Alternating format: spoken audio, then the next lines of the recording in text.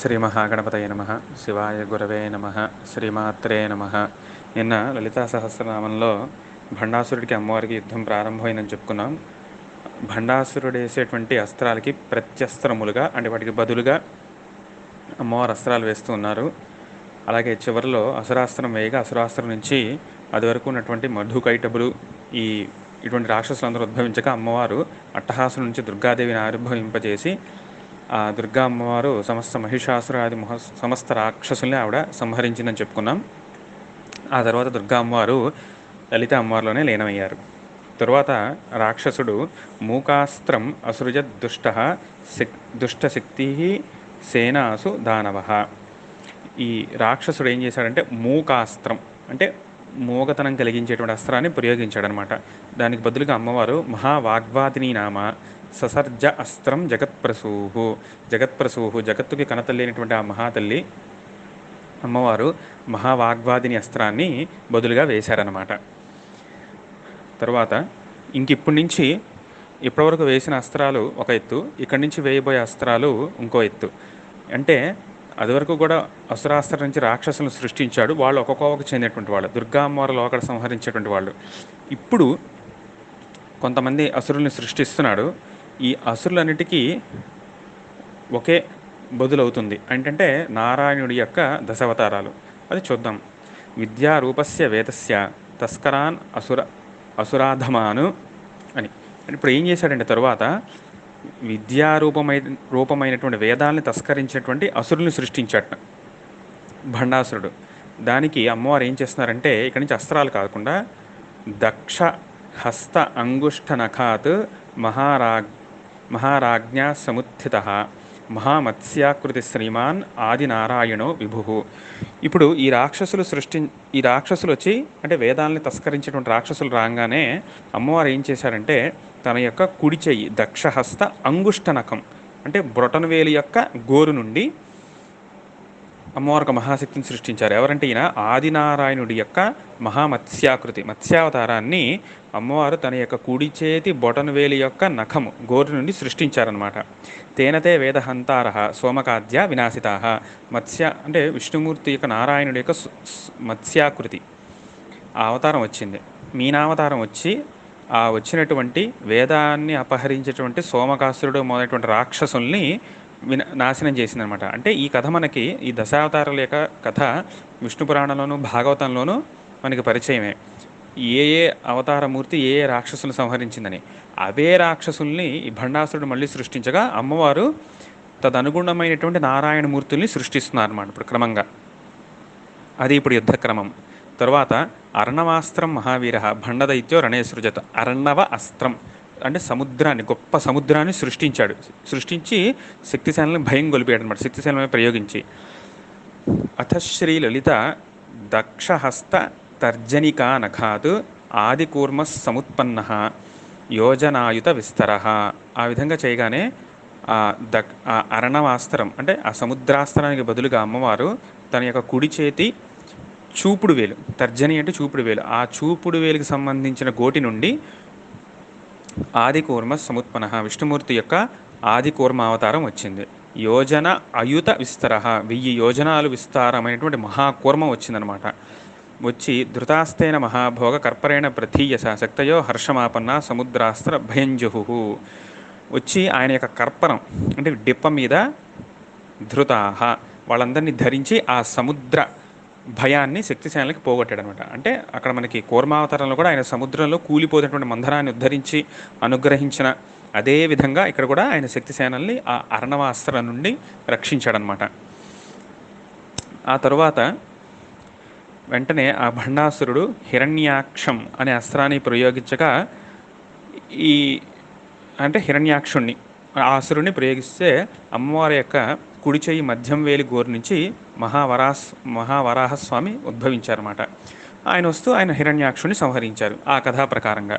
తర్వాత హిరణ్య కసిపు అస్త్రాన్ని ప్రయోగిస్తే అమ్మవారి యొక్క కుడి చెయ్యి ఉంగరపు వేలు గోటి నుండి నృసింహస్వామి వచ్చారు. తస్మాద్ధుత సటాజాల ప్రజ్వలలోచనత్రయ సింహస్య పురుషాకార కంఠస్యాధో జనార్దన కంఠము కింద జనార్దనుడు అంటే విష్ణుమూర్తి ఆకారము, సింహాస్య పురుషాకార, సింహ ఆకారం కలిగినటువంటి పురుషుడు అంటే నరసింహస్వామి ఆవిర్భవించారు. ఉంగరపు వేలి నఖం నుండి వచ్చి ఆ హిరణ్యకశిపు అస్త్రాన్ని పోగొట్టారు. అంటే ఏంటి? హిరణ్యకశిపుణ్ణి సంహరించారనమాట.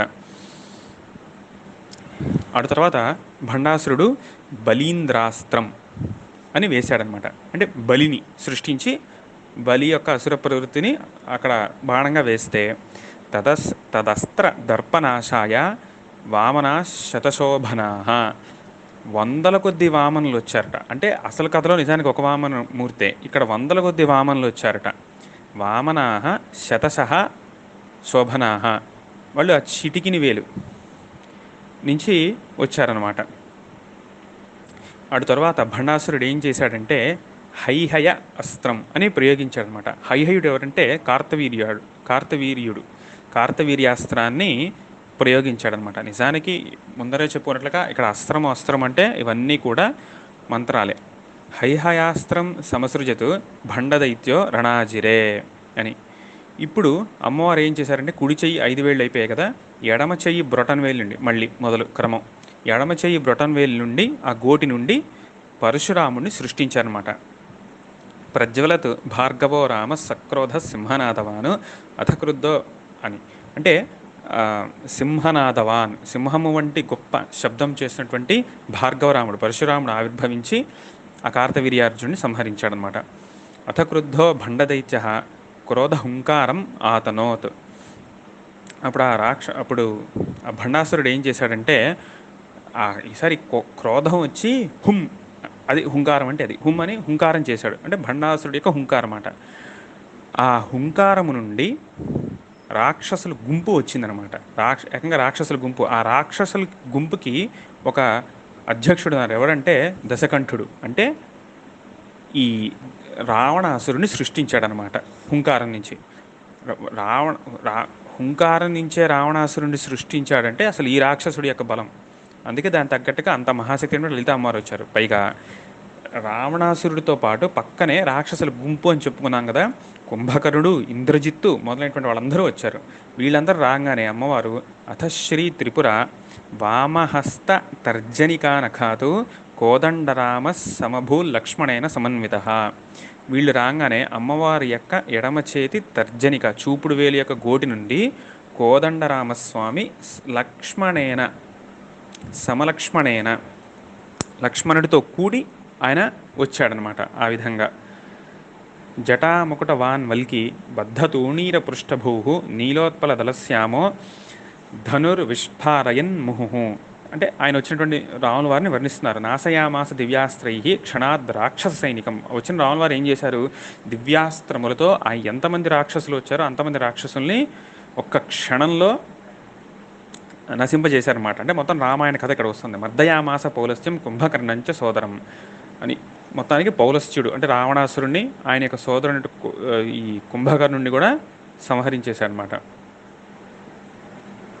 తరువాత భండాసురుడు ఏం చేశాడంటే ద్వివిధాస్త్రం అనే దాన్ని వేశాడనమాట.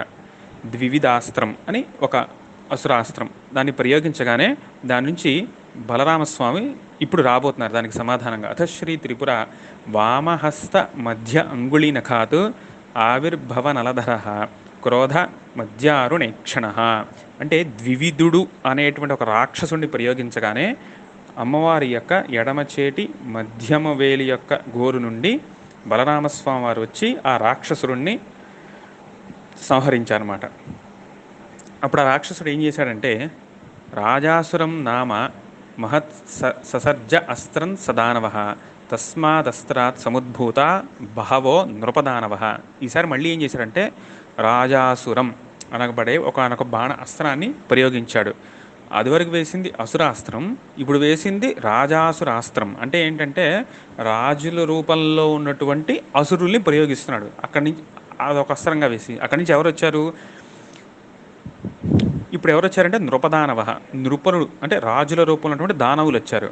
ఎవరంటే వాళ్ళు శిశుపాలో దంతవక్త్ర సాల్వ కాశీపతి పౌండ్రక వాసుదేవ రుక్మి హంసక డింభక శంబర ప్రలంబ బాణాసుర కంస చాణూర మల్ల ముష్టిక ఉత్పలశేఖర అరిష్ట ధేనుక కేసీ కాళీయ యమనార్జునౌ పోతన శకట తృణావర్తాదయో సురాహ అనేకై సహసేనాభిరుత్థిత శస్త్రపాణయ. ఇప్పుడు పైన చెప్పినటువంటి వాళ్ళందరూ కూడా గొప్ప గొప్ప సేనలను వేసుకుని శస్త్రపాణులు అంటే ఆయుధాలు ధరించి వచ్చారన్నమాట.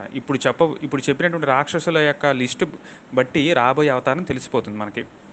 తాన్ వినాశయితుం సర్వాన్ వాసుదేవ సనాతన శ్రీదేవి వామహస్తాబ్జ అనామిక నఖ సంభవ. వాళ్ళని వినాశనం చేయడానికి వాసుదేవ సనాతన, వాసుదేవుడు సనాతనుడైనటువంటి వాసుదేవుడు శ్రీకృష్ణ పరమాత్మ అమ్మవారి యొక్క ఎడమవేలి ఉంగరపు ఆ గోటి నుండి ఆవిర్భవించాడనమాట. ఆయన ఎలా ఆవిర్భవించాడంటే చతుర్వ్యూహం సమాతేనే చత్వారస్తే తతోభవన్. చతుర్వ్యూహంతో వచ్చాడనమాట. వాసుదేవమూర్తికి చతుర్వ్యూహం ఉంటుంది. అంటే వాసుదేవో ద్వితీయస్తు సంకర్షణ ఇది స్మృత ప్రద్యుమ్నశ్చ అనిరుద్ధశ్చ తే సర్వే ప్రోదదాయుధా. అంటే వాసుదేవుడు, సంకర్షణుడు, ప్రద్యుమ్నుడు, అనిరుద్ధుడు ఈ నలుగురిని కలిపి వాసుదేవ చతుర్వ్యూహం అంటారు.